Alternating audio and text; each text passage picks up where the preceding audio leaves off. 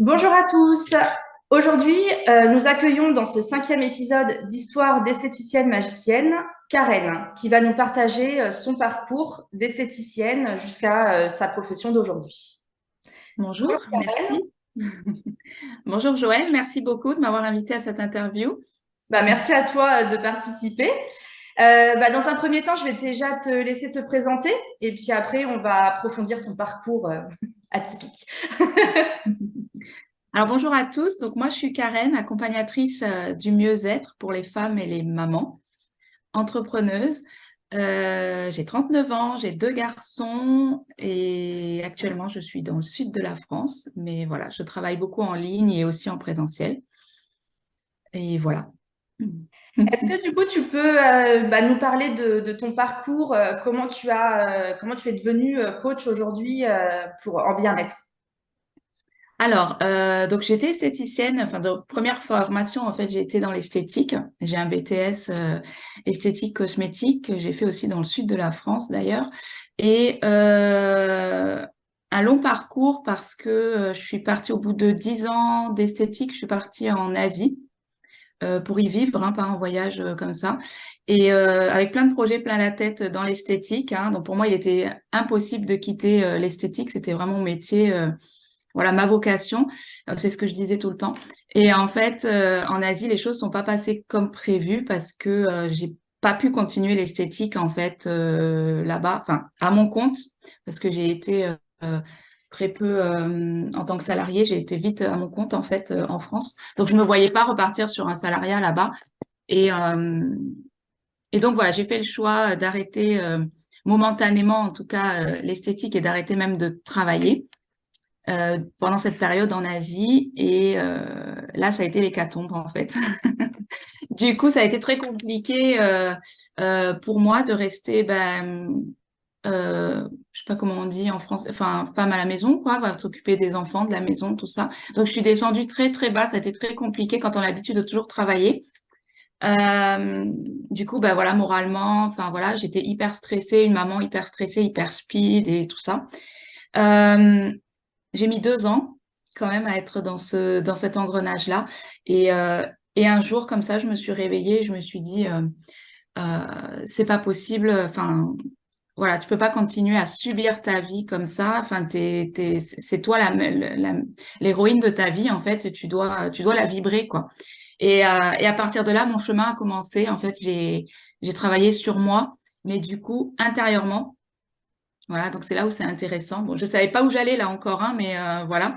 Du coup, j'ai été transformée euh, en très peu de temps, en fait, hein, en travaillant juste sur moi. Là, je me suis rendu compte qu'en fait, il y avait l'émotionnel, il y avait le mental, il y avait le physique. Enfin, voilà, il y avait toutes ces parties-là à prendre en compte et pas que le côté qu'on voit à l'esthétique où en fait, il y a que le physique et tout ça.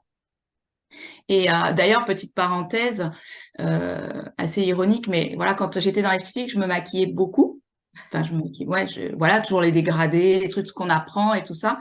Et en fait, là, j'ai appris, enfin, il y a eu un moment donné où j'avais plus envie et tout ça, mais le fait d'avoir travaillé intérieurement sur moi, même sans maquillage, sans rien, je brillais à l'extérieur. Donc, c'est vrai que, du coup, c'est resté ma phrase d'ailleurs maintenant dans les coachings, créons ton bien-être intérieur pour briller à l'extérieur, parce que c'est vraiment ça, en fait. Ça se voit quand on est bien, ça se voit de l'extérieur, il n'y a pas besoin d'artifice, en fait.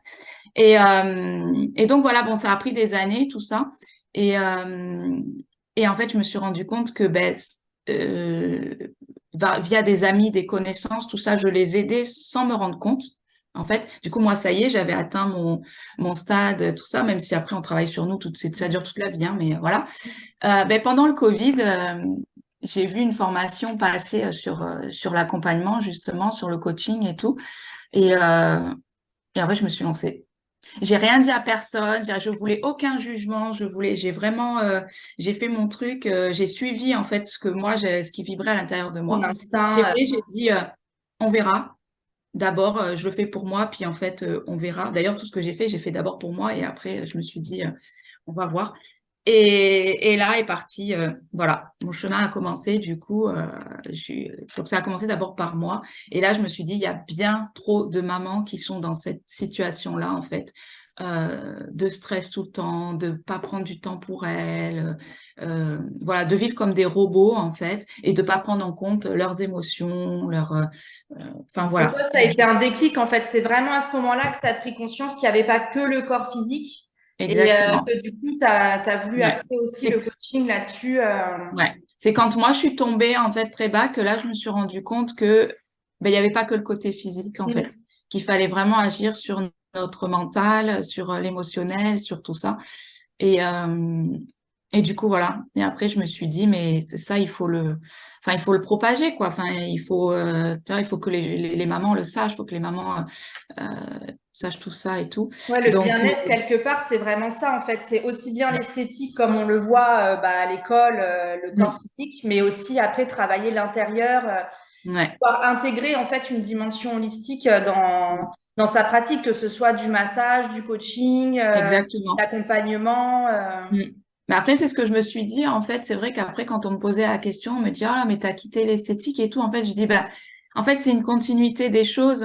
C'est pas du tout, et au final, bah, pour moi, ça a du sens. Ça Ouais. a du sens. C'est vraiment une continuité des choses.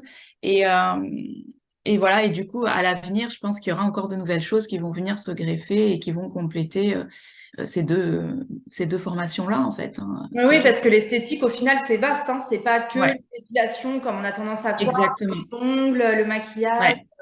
Non, en Et fait, c'est c'est ce que beaucoup vraiment une pensent. profession du bien-être, en fait. Donc Ouais. après, ça ouvre des portes énormes, c'est les bases, et après, on crée notre vision du bien-être à travers notre travail, notre profession. Mm. Ouais, et je trouve ça important, c'est pour ça que c'est très bien ces interviews, parce que du coup, important que, ben, que les personnes qui sont dans l'esthétique maintenant le sachent qu'en fait, voilà, c'est pas que ça, c'est vraiment un bien-être, et le bien-être c'est large en fait. Surtout maintenant, il y a tellement de choses. Ah oui, Euh, oui. voilà, il faut vraiment faire ce qui nous parle et le propager vraiment parce que les gens, ils en ont besoin, quoi. Complètement. Et du coup, depuis que tu l'as intégré dans ton savoir-faire, dans ta pratique, dans ta profession, cette dimension, quel changement tu vois en fait? Que ce soit aussi bien en toi que les clientes, hein. Qu'est-ce que Alors, tu vois comme modification? le premier changement a d'abord été chez moi, enfin moi personnellement forcément, mais Mhm. surtout au sein de ma famille. Et c'est là où ça a été énorme. Et d'ailleurs, c'est mon mari qui m'a poussé à faire ça aussi. Il m'a dit là, enfin, vu ce que tu as transformé chez nous, il faut que tu fasses quelque chose. Voilà, faut que les autres femmes le sachent et qu'elles transforment leur vie de famille aussi, quoi. Mais moi, je me rendais pas compte en fait. Je m'étais mis dans le truc. Enfin voilà, on est dans le truc, on se rend pas compte. Je dis oui, mais c'est un mode. Enfin, pour moi, c'était un mode lifestyle, en fait. Enfin, toi, je me suis dit, c'est un mode de vie que maintenant j'ai adopté. Est-ce que c'est l'Asie qui a fait ça? Voilà, donc le premier changement, d'abord, c'est sur soi, enfin, c'est sur moi et sur la famille. Et après, ben, bien sûr, c'est aux premières, les premières, alors c'était pas des clients, c'était des amis au début que Oui, j'aidais. Tu vois, c'est surtout là. Et, euh, et c'est ça qui m'a dit, mais voilà, ouais, faut c'est que j'y aille. Et puis définitif. après, bah, les clientes, quoi. Hein. Donc, et c'est pareil, c'est des personnes où en fait, c'est le changement a d'abord été sur elles. Mais comme on dit, en fait, tout est vibratoire, mais c'est vraiment là où on le voit. Du coup, toi, tu changes pour Mm. que ce qui t'entoure change, en fait. Ouais. Et c'est exactement ça. Et c'est exactement ça qui s'est passé. Et voilà. Ouais, c'est magique. Mm. Ouais, c'est ça, c'est magique. Et du coup, est-ce que tu aurais un petit conseil à donner aux esthéticiennes qui nous écoutent par rapport toi, à ton parcours, à ton évolution personnelle Alors, Euh, ce que j'ai envie de dire, c'est ce que je disais tout à l'heure, c'est que il faut pas se fermer des portes et pas se dire voilà l'esthétique c'est ça et c'est tout en fait parce que moi c'est ce que je pensais avant et au final c'est hyper vaste et puis il faut s'écouter et voir ce qui vibre en fait en nous, qu'est-ce qu'on aurait envie de faire. Ben je pense déjà pour soi parce que du coup on est le meilleur, on est notre meilleur modèle hein, de toute façon et même vis-à-vis après des clients, des futures clientes et tout et euh, et ensuite y aller parce que du coup le bien-être c'est tellement vaste que ne vous fermez pas les portes en fait, ne restez pas que sur le physique, l'extérieur et tout ça. Maintenant, il va de plus en plus maintenant, il faut travailler à l'intérieur et pour pouvoir que ça soit beau à l'extérieur, quoi. Merci beaucoup, Karen, pour ton partage d'expérience, ton partage de vie. Je vous Merci à remercie. toi, Joël. Merci à tous ceux qui nous écoutent et puis Oui, merci merci, à j'ai eu toi, un bug. Joël. Donc, merci pour ton partage et à bientôt pour un prochain épisode. Bonne journée. Super, merci Joël. À Merci. bientôt. À bientôt.